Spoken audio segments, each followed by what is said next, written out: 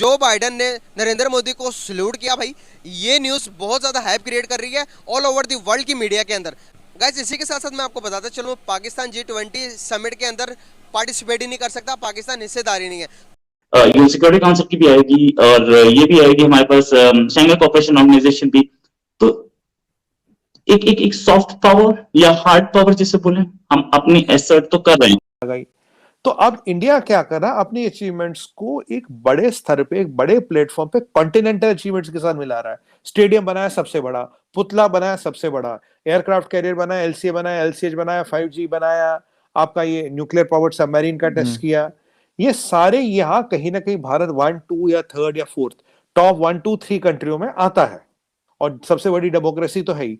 तो अब भारत की जो डेवलपमेंट है फखर भाई, ना डेवलपिंग कंट्री की ना डेवलप्ड कंट्री की सुपर पावर इन मेकिंग वाली है। एक तरफ आपका मुल्क जल रहा है, आप अपने कपड़े जूते घर को खुद आग लगा रहे हैं।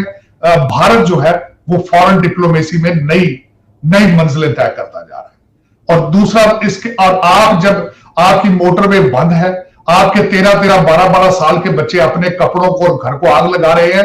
एप्पल ने भारत के अंदर अपनी प्रोडक्शन आईफोन बनाने शुरू कर दिया है। India is clearly rising big time और पिछले 4-5 साल में तो इंडिया की इंपॉर्टेंस बढ़ते जा रही है फॉर मेनी रीजंस। और इसके 3 बहुत इंपॉर्टेंट रीजंस है। नमस्कार दोस्तों, आपका स्वागत है भारत की आवाज़ में। आज भारत दुनिया में एक तेज गति से बढ़ने वाला मुल्क है। दूसरी तरफ दुनिया रिसेशन के द्वार पर खड़ी है। वहीं भारत आज दुनिया में एक महाशक्ति के रूप में उभरता नजर आ रहा है। इसी को देख अमेरिका के राष्ट्रपति ने भारत के प्रधानमंत्री नरेंद्र मोदी को सलाम ठोका है, जो कि आज पूरी दुनिया में एक बहुत बड़ा मुद्दा बना हुआ है। आइए दोस्तों, आज का हमारा वीडियो इसी पर है। देखते हैं भारत की आवाज़ में। इंडिया डिफरेंट, मैंने कहा अगर आप सबके लिए बनाएंगे, सबको साथ लेके बनाएंगे, that is where the difference is.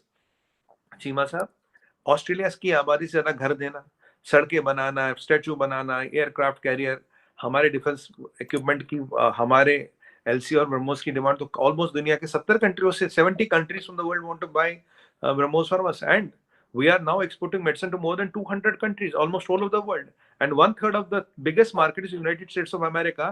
Sir, every third American lives and survives by Indian medicine. That is what I am telling you. These are the things what we are doing.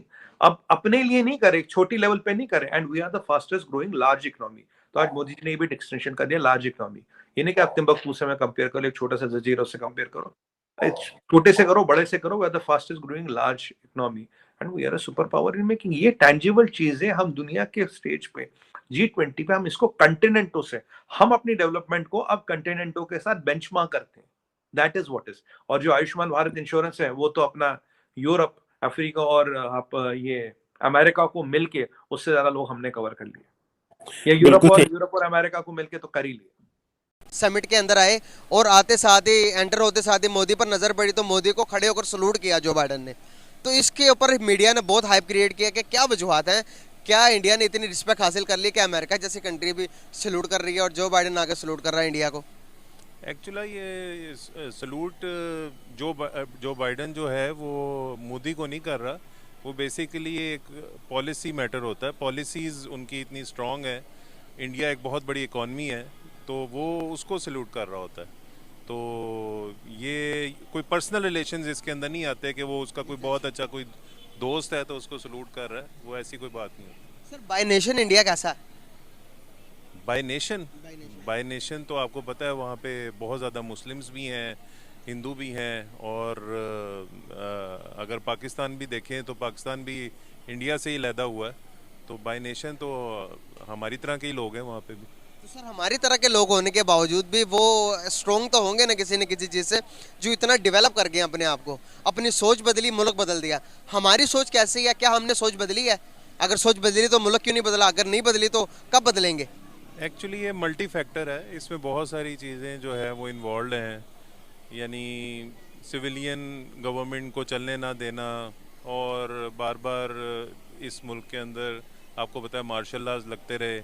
India में आज तक कोई भी martial law नहीं लगा, इसकी क्या वजह है?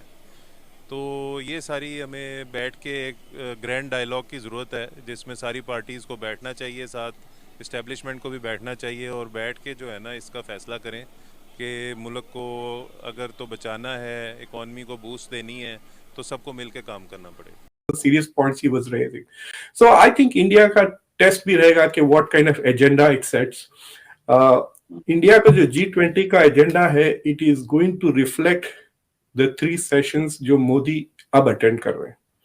Modi in Bali is focusing on 3 things: digital transformation, health और सप्लाई चेन्स के इश्यूज, राइट. तो ये 3 चीजों पे फोकस कर रहे हैं वो. और मुझे लगता है कि G20 का एजेंडा में भी these are the more critical things that India, हाँ, फूड सिक्योरिटी, फर्टिलाइजर, ये जो 3 Fs है, food, fuel and fertiliser security, और एनर्जी ऑब्वियसली, और फिर ये डिजिटल ट्रांसफॉर्मेशन जहाँ पे इंडिया की स्ट्रेंथ है. India can really help the rest of the world. और जिस तरह से जयशंकर ने कहा था कि India will become the voice G20 में फॉर द ग्लोबल साउथ. देखिए, G20 एक एलीट क्लब है.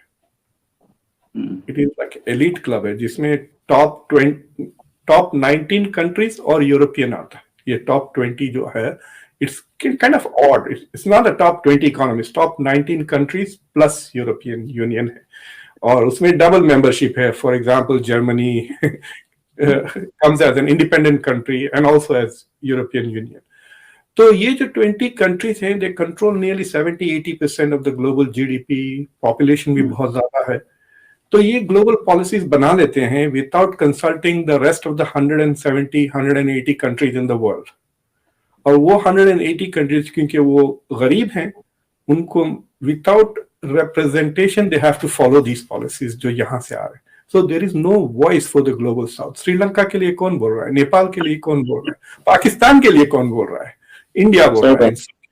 Exactly. So India is going to speak for all of these countries which are excluded.